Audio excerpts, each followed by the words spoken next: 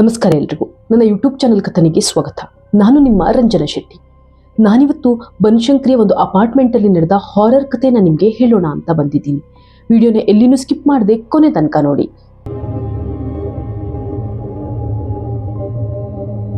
ಪ್ರದೀಪ್ ಒಬ್ರು IT employee.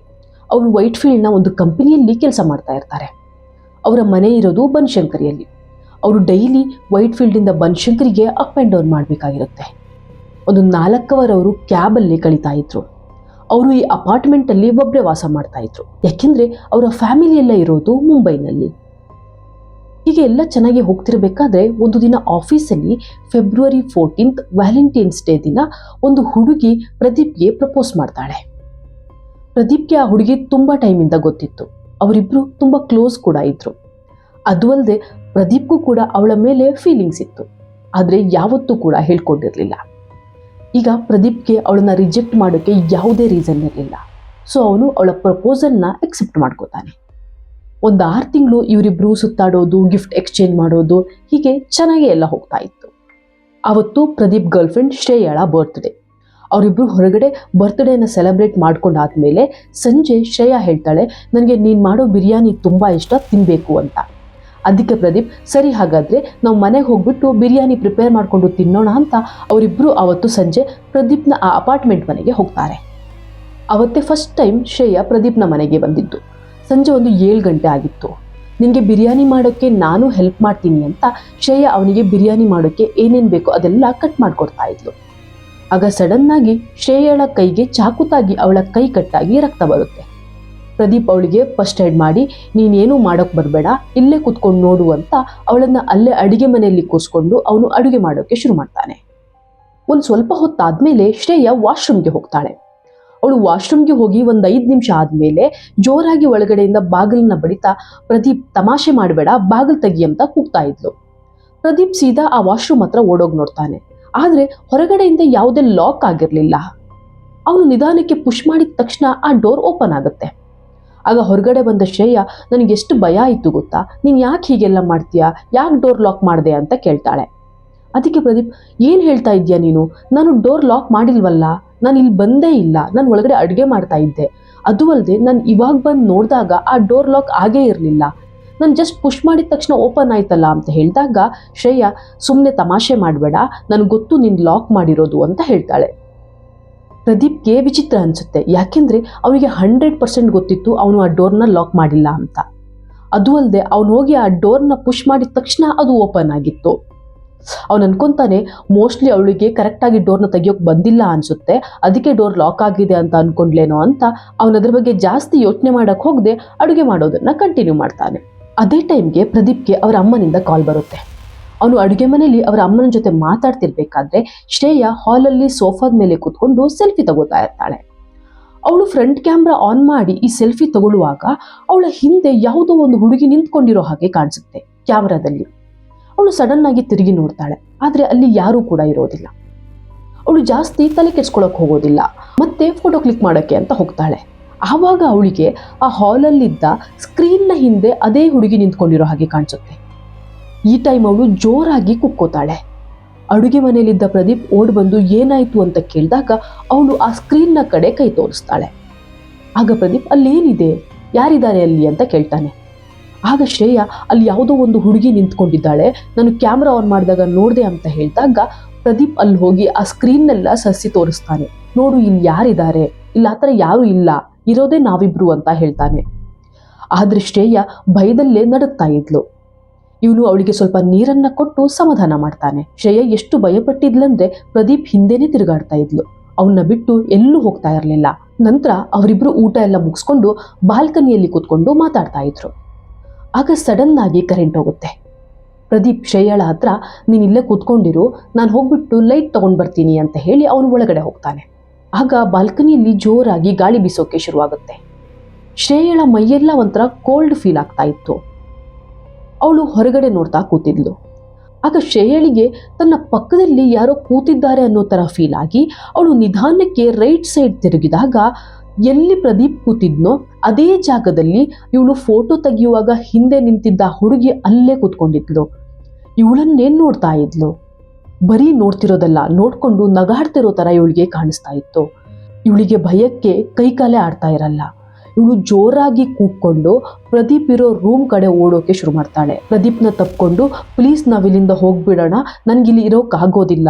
ಮತ್ತೆ ಅದೇ ಹುಡುಗಿ ಆ ಬಾಲ್ಕನಿಯಲ್ಲಿ ಕೂತ್ಕೊಂಡಿದ್ಲು, ನನ್ನನ್ನು ನೋಡ್ಕೊಂಡು ನಗಾಡ್ತಿದ್ಲು ಅಂತ ಏನೇನೋ ಹೇಳಕ್ಕೆ ಶುರು ಮಾಡ್ತಾಳೆ. ಪ್ರದೀಪ್ಗೆ ಫುಲ್ ಕನ್ಫ್ಯೂಷನ್ ಆಗೋಗ್ಬಿಡುತ್ತೆ. ಯಾವ ಹುಡುಗಿ, ಇವಳು ಏನಾಗಿದೆ, ಇವಳು ಯಾಕೆ ಹೀಗೆಲ್ಲ ಮಾತಾಡ್ತಾ ಇದ್ದಾಳೆ ಅಂತ ಎಷ್ಟೇ ಸಮಾಧಾನ ಮಾಡಿದ್ರು ಕೂಡ ಅವಳು ಮನೆಯಿಂದ ಆಚೆಗೆ ಹೋಗೋಣ ಅನ್ನೋದನ್ನ ಬಿಟ್ಟು ಬೇರೆ ಏನೂ ಕೂಡ ಹೇಳ್ತಾ ಇರಲಿಲ್ಲ. ಆಗ ಪ್ರದೀಪ್, ಸರಿ ಆಯ್ತು ಹೊರಡೋಣ, ನೀನು ಇವಾಗ ಒಳಗಡೆ ಹೋಗ್ಬಿಟ್ಟು ಮುಖ ತೊಳ್ಕೊಂಡು ಬಾ ಅಂತ ಹೇಳ್ತಾನೆ. ಅದಕ್ಕೂ ಕೂಡ ಶ್ರೇಯ, ನಾನು ಲಾಕ್ ಮಾಡ್ಕೊಳ್ಳಲ್ಲ, ನೀನು ಡೋರ್ ಹತ್ರನೇ ನಿಂತ್ಕೊಂಡಿರು, ನಾನು ಒಳಗಡೆ ಹೋಗಿ ಮುಖ ತೊಳ್ಕೊಂಡು ಬರ್ತೀನಿ ಅಂತ ಸೀದಾ ವಾಶ್ರೂಮ್ ಒಳಗಡೆ ಹೋಗ್ತಾಳೆ. ಶ್ರೇಯ ಮುಖ ತೊಳಿತಾ ಇದ್ಲು. ಆಗ ಅವಳಿಗೆ ಮಿರರಲ್ಲಿ ಮತ್ತೆ ಅದೇ ಹುಡುಗಿ ಕಾಣಿಸ್ಕೊತಾಳೆ. ಆದರೆ ಈ ಸರ್ತಿ ಆ ಹುಡುಗಿ ಇಲ್ಲಿಂದ ಹೊರಟೋಗು, ಇಲ್ಲಿಂದ ಹೊರಟೋಗು ಅಂತ ಕೂಗಾಡ್ತಾ ಇರ್ತಾಳೆ. ಇದನ್ನ ನೋಡಿದ ಶ್ರೇಯಗೆ ಏನೂ ಮಾತು ಬರೋದಿಲ್ಲ. ಅವಳು ಅಲ್ಲೇ ತಲೆ ತಿರುಗಿ ಬೀಳ್ತಾಳೆ. ಆದರೆ ಹೊರಗಡೆ ಇದ್ದ ಪ್ರದೀಪ್ಗೆ ಯಾವುದೂ ಕೂಡ ಕಾಣಿಸ್ತಾ ಇರಲ್ಲ. ಅವನು ಅವಳ ಬಿದ್ದ ಸೌಂಡ್ಗೆ ಒಳಗಡೆ ಹೋಗಿ ನೋಡಿದಾಗ ಅವನಿಗೆ ಕೈಕಾಲೇ ಆಡೋದಿಲ್ಲ. ಸೀದಾ ಅವಳನ್ನ ಎತ್ಕೊಂಡು ಬಂದು ಬೆಡ್ ಮೇಲೆ ಮಲಗಿಸಿ ಅವಳ ಮುಖಕ್ಕೆ ಸ್ವಲ್ಪ ನೀರು ಹಾಕಿ ಆಗ ಅವಳು ನಿಧಾನಕ್ಕೆ ಎಚ್ಚರ ಆಗ್ತಾಳೆ. ನಾನು ಅವಳನ್ನ ಮಿರರಲ್ಲಿ ನೋಡಿದೆ ಅಂತ ಅವಳು ಕನ್ವರ್ಸ್ತಾನೆ ಇದ್ಲು. ಆಗ ಪ್ರದೀಪ್, ಯಾರನ್ನ ನೋಡಿದೆ ಅಂತ ಕೇಳಿದಾಗ ಅವಳು yellow colour sari, red colour blouse, ಚುಮ್ಕಿ ಹಾಕೊಂಡಿದ್ಲು, ಚೆನ್ನಾಗಿ ರೆಡಿಯಾಗಿದ್ಲು ಅಂತ ಹೇಳ್ತಾ ಇದ್ಲು. ಇದನ್ನ ಕೇಳಿದ ಪ್ರದೀಪ್ ನಿಂತಲ್ಲೇ ಬೆವರಿ ಹೋಗ್ತಾನೆ. ಅಲ್ಲೇ ಪಕ್ಕದಲ್ಲಿದ್ದ ಚೇರ್ ಮೇಲೆ ಕೂತ್ಕೊಂಡಿದ್ದ ಪ್ರದೀಪ್ಗೆ ಇಡೀ ಬಾಡಿ ಶಿವರಾಗ್ತಾ ಇತ್ತಂತೆ. ಹಾಗಾದ್ರೆ ಆ ಹುಡುಗಿ ಯಾರು? ಅದು ನಿಜವಾಗ್ಲೂ ಮನುಷ್ಯನ ಇಲ್ಲ ದೆವ್ವನ? ಇಯರ್ಫೋನ್ ಹಾಕೊಂಡು ಕ್ಲಿಯರ್ ಆಗಿ ಕೇಳಿಸ್ಕೊಳ್ಳಿ. ಇಲ್ಲೇ ಇರೋದು ಈ ಕಥೆಯ ಬಿಗ್ ಟ್ವಿಸ್ಟ್. ಶ್ರೇಯ ನಿಧಾನಕ್ಕೆ ಎದ್ದು ಕೂತ್ಕೋತಾಳೆ. ಪ್ರದೀಪ್ ಶ್ರೇಯಕ್ಕಿಂತ ಜಾಸ್ತಿ ಹೆದರಿದ್ದ, ಬೆವರ್ತಾ ಇದ್ದ. ಆಗ ಶ್ರೇಯ, ನಿನ್ಗೇನಾಯ್ತು, ನೀನ್ಯಾಕೆ ಹೆದರ್ಕೊಂಡಿದ್ಯಾ, ನೀನೇನಾದ್ರೂ ನೋಡ್ದಿಯಾ ಅಂತ ಕೇಳ್ತಾಳೆ. ಆದರೆ ಪ್ರದೀಪ್ ಏನೂ ರೆಸ್ಪಾಂಡ್ ಮಾಡಲ್ಲ. ಅವಳು ಇನ್ನೊಂದ್ಸಲ ಅದೇ ಕ್ವಶನ್ನ ಕೇಳ್ತಾಳೆ. ಆಗಲೂ ಕೂಡ ಪ್ರದೀಪ್ ಏನೂ ರೆಸ್ಪಾನ್ಸ್ ಮಾಡಲ್ಲ. ಆಗ ಶ್ರೇಯ ಪ್ರದೀಪ್ ಅಂತ ಜೋರಾಗಿ ಕೂಗ್ತಾಳೆ. ಆಗ ಪ್ರದೀಪ್ ಕಾನ್ಷಿಯಸ್ ಆಗೋ ಥರ, ಅಯ್ಯೋ ಸಾರಿ, ಏನಾಯ್ತು ಹೇಳು ಅಂತ ಹೇಳ್ತಾನೆ. ಆಗ ಮತ್ತೆ ಶ್ರೇಯ ಅದೇ ಕ್ವಶನ್ನ ಕೇಳ್ತಾಳೆ, ನಿನ್ಗೇನಾಯಿತು, ಯಾಕೆ ಹೆದರ್ಕೊಂಡಿದ್ಯಾ ಅಂತ. ಅಯ್ಯೋ ಇಲ್ಲ, ನನಗೇನೂ ಆಗಿಲ್ಲ, ನೀನು ಅವಾಗಿಂದ ನಿನಗೆ ಏನೇನೋ ಕಾಣಿಸ್ತಾ ಇದೆಯಲ್ವಾ, ನೀನು ತುಂಬ ಹೆದರ್ಕೊಂಡಿದ್ಯಲ್ಲ, ಅದ್ರ ಬಗ್ಗೆನೇ ಯೋಚನೆ ಮಾಡ್ತಾ ಇದ್ದೆ ಅಂತ ಹೇಳ್ತಾನೆ. ಹೌದಾ, ಸರಿ ಬಿಡು, ಹೋಗ್ಲಿ, ನಾವೀಗ ಹೊರಡೋಣ ಅಂತ ಹೇಳ್ತಾಳೆ. ಆಗ ಪ್ರದೀಪ್, ಹೊರಗಡೆ ತುಂಬ ಮಳೆ ಬರ್ತಾ ಇದೆ, ನನ್ನ ಕಾರ್ ಕೂಡ ಫ್ರೆಂಡ್ ತೊಗೊಂಡು ಹೋಗಿದ್ದಾನೆ, ಕ್ಯಾಬ್ ಕೂಡ ಬುಕ್ ಆಗ್ತಿಲ್ಲ ಅಂತ ಅಂದಾಗ ಶ್ರೇಯ ಕೂಡ ಕ್ಯಾಬ್ ಬುಕ್ ಮಾಡೋಕ್ಕೆ ಟ್ರೈ ಮಾಡ್ತಾಳೆ. ಆದರೆ ಯಾರೂ ಕೂಡ ಎಕ್ಸೆಪ್ಟ್ ಮಾಡ್ಕೋತಾ ಇರಲಿಲ್ಲ. ಯಾಕಂದರೆ ಹೊರಗಡೆ ಆವತ್ತು ಅಷ್ಟು ಮಳೆ ಬರ್ತಾ ಇತ್ತು. ಸರಿ, ಇನ್ನೇನು ಮಾಡೋದು, ಆಗಿದ್ದಾಗಲಿ, ಇವತ್ತು ಈ ಫ್ಲ್ಯಾಟಲ್ಲೇ ಇರೋಣ ಅಂತ ಶ್ರೇಯ ಪ್ರದೀಪ್ಗೆ ಹೇಳ್ತಾಳೆ. ಅವರಿಬ್ಬರು ಸರಿ ಓಕೆ ಅಂತ ಅಲ್ಲೇ ಒಂದೇ ರೂಮಲ್ಲಿ ಮಲ್ಕೋತಾರೆ. ಪ್ರದೀಪ್ಗೆ ನಿದ್ದೆನೇ ಬರ್ತಾ ಇರಲಿಲ್ಲ. ಆದರೆ ಶ್ರೇಯಗೆ ಭಯ ಆಗಿದ್ದಕ್ಕೂ ಏನೋ ಮಲಗಿದ ತಕ್ಷಣ ನಿದ್ದೆ ಬಂದ್ಬಿಡುತ್ತೆ. ಪ್ರದೀಪ್ಗೆ ಇಷ್ಟು ದಿನದಲ್ಲಿ ಯಾವತ್ತೂ ಕೂಡ ಅವನ ಮನೆಯಲ್ಲಿ ಆ ರೀತಿಯ ನೆಗೆಟಿವ್ ಎಕ್ಸ್ಪೀರಿಯನ್ಸ್ ಆಗಲೇ ಇಲ್ವಂತೆ. ಹಾಗೆ ಯೋಚನೆ ಮಾಡ್ತಾ ಮಾಡ್ತಾ ಪ್ರದೀಪ್ಗೂ ಕೂಡ ನಿದ್ದೆ ಬಂದ್ಬಿಡುತ್ತೆ. ರಾತ್ರಿ ಸುಮಾರು 1-2:30 ಆಗಿರ್ಬೋದು. ಪ್ರದೀಪ್ಗೆ ಸಡನ್ ಆಗಿ ಎಚ್ಚರ ಆಗುತ್ತೆ. ಎದ್ದು ನೋಡಿದ್ರೆ ಪಕ್ಕದಲ್ಲಿ ಶ್ರೇಯ ಇಲ್ಲ. ಅವನು ಸೀದಾ ಹಾಲ್ ಕಡೆ ಹೋಗ್ತಾನೆ. ಅವನು ಹೋಗೋದು 1 ಸೆಕೆಂಡ್ ಲೇಟ್ ಆಗಿದ್ರೂ ಕೂಡ ಶ್ರೇಯ ಚಾಕುವಿಂದ ಅವಳ ಕೈಯನ್ನ ಕುಯ್ಕೋತಾ ಇದ್ಲು. ಸೀದಾ ಪ್ರದೀಪ್ ಓಡ್ ಹೋಗಿ ಅವಳ ಕೈಯಲ್ಲಿದ್ದ ಚಾಕುನ ಎತ್ತಿ ಬಿಸಾಕಿ ಅವಳನ್ನ ಜೋರಾಗಿ ಎಳ್ಕೊಂಡು, ಏನಾಯ್ತು ಶ್ರೇಯ, ನಿನ್ಗೆ ಏನ್ ಮಾಡ್ಕೋತಾ ಇದೀಯಾ ಅಂತ ಕೇಳ್ತಾನೆ. ಆಗ ಶ್ರೇಯ ಒಂದ್ಸಲ ಕಣ್ಮುಚ್ಚಿ ತೆಗೆದು, ಅಯ್ಯೋ ನನಗೇನಾಯ್ತು, ನಾನೇನು ಮಾಡಿದೆ ಅಂತ ಹೇಳಿದಾಗ, ನೀನು ಇಲ್ಲೇನು ಮಾಡ್ತಾ ಇದ್ದೀಯಾ ಅಂತ ಪ್ರದೀಪ್ ಮತ್ತೆ ಕೇಳ್ತಾನೆ. ಆಗ ಶ್ರೇಯ, ನೀನೇ ಅಲ್ವಾ ಇಲ್ಲಿ ನನ್ನ ಕರ್ಕೊಂಡು ಬಂದಿದ್ದು, ಅದಕ್ಕೆ ನಾನು ಇಲ್ಲಿಗೆ ಬಂದೆ, ನಾನೇನು ಮಾಡಿಲ್ವಲ್ಲ ಅಂತ ಹೇಳಿದಾಗ ಪ್ರದೀಪ್, ನಾನು ಬರೋದು 1 ಸೆಕೆಂಡ್ ಲೇಟ್ ಆಗಿದ್ರು ಕೂಡ ನೀನು ನಿನ್ನ ಕೈನ ಕುಯ್ಕೊಂಡು ಸತ್ತೇ ಹೋಗ್ತಾ ಇದ್ದೆ ಅಂತ ಹೇಳ್ತಾನೆ. ಆಗ ಶ್ರೇಯ, ಅಯ್ಯೋ ಪ್ರದೀಪ್, ನನಗೇನೂ ಗೊತ್ತಿಲ್ಲ, ನೀನು ತಾನೇ ನನ್ನ ಹಾಲ್ಗೆ ಹೋಗೋಣ ಅಂತ ಕರ್ಕೊಂಡು ಬಂದಿದ್ದು, ಅದಕ್ಕೆ ನಾನು ಬಂದೆ, ಅದಾದ್ಮೇಲೆ ನನಗೇನಾಯಿತು ಏನೂ ಕೂಡ ಗೊತ್ತಿಲ್ಲ ಅಂತ ಹೇಳಿದಾಗ ಪ್ರದೀಪ್, ಏನು ಮಾತಾಡ್ತಿದ್ದೆ ಶ್ರೇಯ, ನಾನು ಯಾವಾಗ ನಿನ್ನನ್ನು ಕರ್ಕೊಂಡು ಬಂದೆ ಅಂತ ಕೇಳ್ತಾನೆ. ಶ್ರೇಯ ಏನೂ ಕೂಡ ಆನ್ಸರ್ ಮಾಡ್ತಾ ಇರಲ್ಲ. ಅವಳು ಏನೋ ಯೋಚನೆ ಮಾಡ್ತಾನೆ ಇದ್ಲು. ಅವಳು ಹೆಂಗ ಹಾಲಿಗೆ ಬಂದ್ಲು ಅಂತ ಕೂಡ ಗೊತ್ತಿರಲಿಲ್ಲ. ಆಗ ಪ್ರದೀಪ್, ಸರಿ ಹೋಗ್ಲಿ ಬಿಡು, ಇನ್ನು ಎಲ್ಲಿಗೆ ಹೋಗ್ಬೇಕಾದ್ರೂ ಕೂಡ ನನ್ನನ್ನು ಕರಿ, ನೀನು ನನ್ನ ಪಕ್ಕದಲ್ಲಿಯೇ ಇರು, ನಾವಿವತ್ತು ಮಲ್ಗೋದು ಬೇಡ, ಜೊತೆಗೆ ಕೂತ್ಕೊಂಡೇ ಇರೋಣ ಅಂತ ಹೇಳಿ ಕರ್ಕೊಂಡು ಹೋಗ್ತಾನೆ ರೂಮ್ಗೆ. ಅವರಿಬ್ರು 4 ಗಂಟೆ ತನಕ ಮಲ್ಕೊಳ್ದೆ ಹಾಗೆ ಕೂತ್ಕೊಂಡಿದ್ರು. ಅದಾದ ಮೇಲೆ ಅವರಿಬ್ಬರಿಗೆ ಯಾವ ಪ್ಯಾಪಲ್ಲಿ ನಿದ್ದೆ ಬಂತು ಅಂತಾನೆ ಗೊತ್ತಾಗ್ಲಿಲ್ಲ. ಬೆಳಿಗ್ಗೆ 6 ಗಂಟೆ ಹಾಗೆ ಶ್ರೇಯ ಎದ್ದು ಜೋರಾಗಿ ಪ್ರದೀಪ್ನ ಎದ್ದೇಳು ಅಂತ ಎದ್ದೇಳ್ಸೋಕೆ ಶುರು ಮಾಡ್ತಾಳೆ. ಪ್ರದೀಪ್ ಎದ್ದು ಯಾಕೆ ಏನಾಯ್ತು ಅಂತ ಕೇಳಿದಾಗ ಶ್ರೇಯಾ ನೀನಿವಾಗ ಏನು ಕೇಳಕ್ ಹೋಗ್ಬೇಡ, ಫಸ್ಟ್ ಇಲ್ಲಿಂದ ಹೋಗೋಣ ನಡಿ ಅಂತ ಹೇಳ್ತಾಳೆ. ಸರಿ ಆಯ್ತು ಅಂತ ಹೇಳಿ ಪ್ರದೀಪ್ ನಾನು ಮುಖ ತೊಳ್ಕೊಂಡು ಬರ್ತೀನಿ ಅಂತ ಅವನು ಮುಖ ಎಲ್ಲ ತೊಳ್ಕೊಂಡು ಬಂದು ಇನ್ನೇನು ಅವರಿಬ್ರು ಆ ಮನೆಯಿಂದ ಆಚೆ ಹೋಗ್ಬೇಕು, ಆ ಡೋರ್ ಓಪನ್ನೇ ಆಗ್ತಾ ಇರಲಿಲ್ಲ. ಅವರಿಬ್ರು ಎಷ್ಟೇ ಟ್ರೈ ಮಾಡಿದ್ರು ಕೂಡ ಅವರಿಗೆ ಮೇನ್ ಡೋರ್ನ ಓಪನ್ ಮಾಡೋಕ್ಕಾಗ್ತಾ ಇರಲಿಲ್ಲ. ಮೇಲೆ ಹಾಕಿದ್ದ ಬೋಟ್ನ ಎಷ್ಟೇ ಎಳೆದ್ರೂ ಕೂಡ ಅದು ತೆಗಿಯೋಕೆ ಬರ್ತಾ ಇರಲಿಲ್ಲ. ಅವರಿಬ್ರು ಮುಖ ಮುಖ ನೋಡ್ಕೋತಾರೆ ಇಲ್ಲಿ ಏನಾಗ್ತಿದೆ ಅಂತ. ಅದೇ ಟೈಮಲ್ಲಿ ಆ ಮನೆಯಲ್ಲಿ ಏನೇನೋ ವಿಚಿತ್ರ ಘಟನೆಗಳೆಲ್ಲ ನಡೆಯೋಕೆ ಶುರುವಾಗುತ್ತೆ. ಇಡೀ ಮನೆ ಕಂಪ್ಲೀಟ್ ಕೋಲ್ಡ್ ಆಗಿತ್ತು. ಲೈಟಾಗಿ ಗಾಳಿ ಬೇರೆ ಬೀಸ್ತಾ ಇತ್ತು. ಫ್ಯಾನ್ ಅದಾಗದೆ ತಿರುಗೋದು, ವಾಶ್ರೂಮಲ್ಲಿ ಯಾರೋ ಇದ್ದಾರೆ ಅನ್ನೋ ಥರ ಸೌಂಡ್ ಕೇಳಿಸ್ತಾ ಇರೋದು, ಫ್ರಿಡ್ಜ್ ಡೋರ್ ಅದಾಗದೆ ಓಪನ್ ಆಗೋದು, ಹೀಗೆ ಏನೇನೆಲ್ಲ ಆಗ್ತಾ ಇತ್ತು. ಇದನ್ನೆಲ್ಲ ನೋಡಿದ ಶ್ರೇಯಾ ಪ್ರದೀಪ್ ಅನ್ಕಾನ್ಶಿಯಸ್ ಆಗೋದು ಒಂದೇ ಬಾಕಿ ಇದ್ದಿದ್ದು. ಆಗ ಶ್ರೇಯಾ ಹೇಳ್ತಾಳೆ, ಪ್ರದೀಪ್ ನನಗೆ ಮತ್ತೆ ಕನಸಲ್ಲಿ ಆ ಯೆಲ್ಲೋ ಕಲರ್ ಸೀರೆ ರೆಡ್ ಕಲರ್ ಬ್ಲೌಸ್ ಹಾಕಿರೋ ಹುಡುಗಿ ಬಂದು ಇಲ್ಲಿಂದ ಹೋಗು ಅಂತ ಕೂಗ್ತಾ ಇದ್ಲು, ನೀನು ಹೋಗಿಲ್ಲ ಅಂದ್ರೆ ನಿನ್ನನ್ನು ಸಾಯಿಸ್ತೀನಿ ಅಂತ ಹೇಳ್ತಾ ಇದ್ಲು ಅಂತ ಅಳೋಕೆ ಶುರು ಮಾಡ್ತಾಳೆ. ಇದನ್ನ ಕೇಳಿದ ಪ್ರದೀಪ್ಗೆ ಮಾತೇ ಬರೋದಿಲ್ಲ. ಆಗ ಪ್ರದೀಪ್ ಸಡನ್ ಆಗಿ ಶ್ರೇಯಾ ಮೇಲೆ ಕೂಗಾಡೋಕೆ ಶುರು ಮಾಡ್ತಾನೆ. ಲೈ ನಿನ್ಗೇನೋ ಹುಚ್ಚಿಡ್ದಿರ್ಬೇಕು, ನಿನ್ನೆ ರಾತ್ರಿಯಿಂದ ನೋಡ್ತಾ ಇದ್ದೀನಿ, ಫೋಟೋ ತೆಗೆಯುವಾಗ ಯಾರೋ ಹಿಂದೆ ಬಂದ್ರು ಅಂತ ಹೇಳೋದು, ಬಾಲ್ಕನಿಯಲ್ಲಿ ಕೂತ್ಕೊಂಡಿದ್ದಾಗ ಯಾರೋ ಪಕ್ಕದಲ್ಲಿ ಬಂದು ಕೂತ್ಕೊಂಡ್ರು ಅಂತ ಹೇಳೋದು, ಯಾವುದೋ ಹುಡುಗಿ ಯೆಲ್ಲೋ ಕಲರ್ ಸೀರೆ ರೆಡ್ ಕಲರ್ ಬ್ಲೌಸ್ ಹಾಕೊಂಡು ಬಂದ್ಲು ಅಂತ ಹೇಳ್ತೀಯ. ಇದೆಲ್ಲ ಸಾಕಾಗಿಲ್ಲ ಅಂತ ಕೈ ಬೇರೆ ಕುಯ್ಕೊಳ್ಳೋಕೆ ಹೋಗೋದಂತೆ.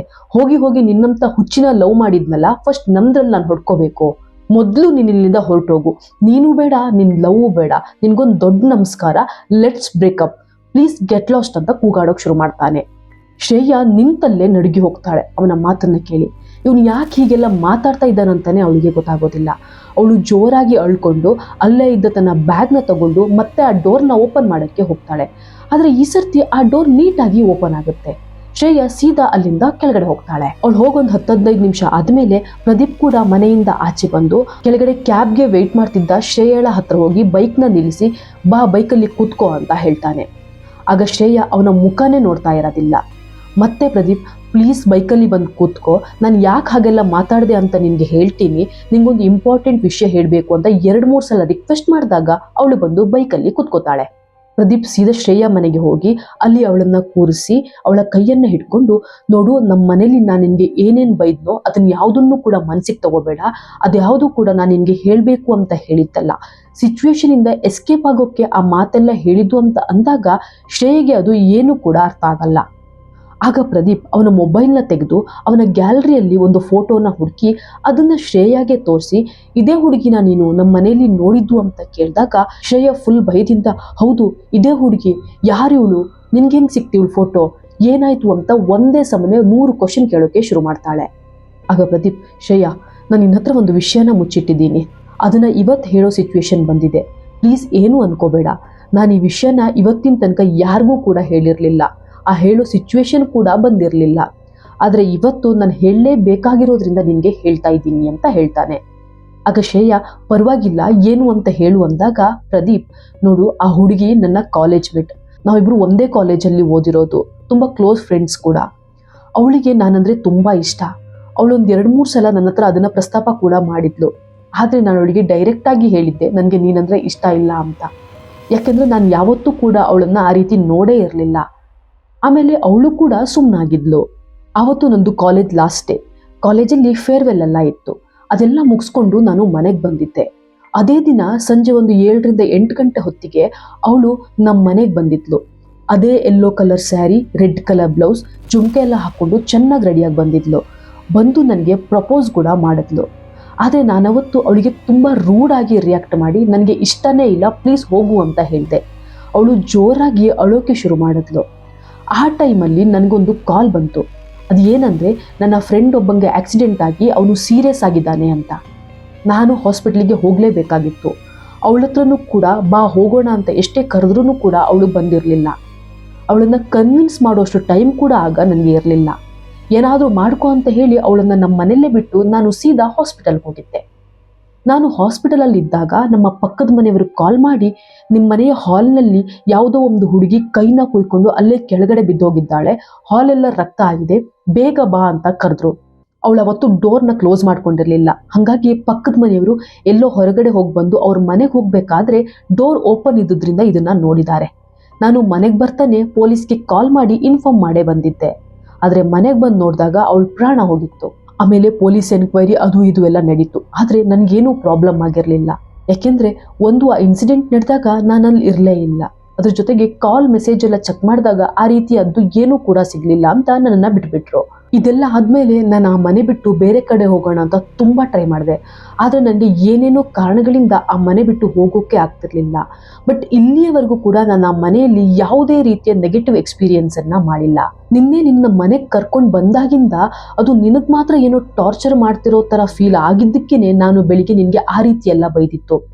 ಅವಳ ಆತ್ಮ ಆ ಮನೆಯಲ್ಲಿ ಇದ್ದಿದ್ದೇ ಆದರೆ, ಅದೇ ಆತ್ಮ ನಿನಗೆ ಟಾರ್ಚರ್ ಮಾಡಿದ್ದೇ ಆದರೆ, ನಾನು ನಿನ್ನನ್ನು ಬೈದು ಮನೆಯಿಂದ ಆಚೆಗೆ ಹಾಕಿದ್ರೆ ಅಟ್ಲೀಸ್ಟ್ ನಮ್ಮಿಬ್ಬರಿಗೆ ಏನೂ ಪ್ರಾಬ್ಲಮ್ ಮಾಡಲ್ಲ ಅನ್ನೋ ರೀಸನ್ಗೆ ನಾನು ಹಿಂಗೆ ಹಾಗೆಲ್ಲ ಮಾತಾಡಿದೆ. ಅದು ಅಲ್ಲದೆ ನೋಡು, ಅಲ್ಲಿವರೆಗೂ ಆ ಡೋರ್ ಓಪನ್ ಆಗದೇ ಇದ್ದಿದ್ದು ನಾನು ನಿನಗೆ ಬೈದು ಮನೆಯಿಂದ ಆಚೆ ಆಗಿದಾಗ ಅಷ್ಟು ಈಸಿಯಾಗಿ ಆ ಡೋರ್ ಓಪನ್ ಆಯ್ತಲ್ವಾ. ಮೋಸ್ಟ್ಲಿ ನಾನು ಯಾವ ಹುಡುಗಿನೂ ಕೂಡ ಲವ್ ಮಾಡೋಕ್ಕೆ ಅವಳು ಬಿಡಲ್ಲ ಅಂತ ಅನ್ಸುತ್ತೆ ಅಂತ ಅಳೋಕೆ ಶುರು ಮಾಡ್ತಾನೆ. ಇದನ್ನೆಲ್ಲ ಕೇಳಿಸ್ಕೊಂಡ ಶ್ರೇಯಗೆ ಏನು ಮಾತಾಡಬೇಕು ಅಂತಾನೆ ಗೊತ್ತಾಗಲ್ಲ. ಈಗಿನ ಕಾಲದಲ್ಲೂ ಕೂಡ ಈ ದೆವ್ವ ಭೂತ ಎಲ್ಲ ಈ ರೀತಿ ಟಾರ್ಚರ್ ಮಾಡುತ್ತಾ, ಇದೆಲ್ಲ ನಿಜಾನ ಅಂತ ಅವಳಿಗೆ ಗೊತ್ತಾಗದೆ ಅವಳಿಗೆ ಗೊತ್ತಿರೋ ಪಂಡಿತರ ಹತ್ರ ಪ್ರದೀಪ್ನ ಕರ್ಕೊಂಡು ಹೋಗ್ತಾಳೆ.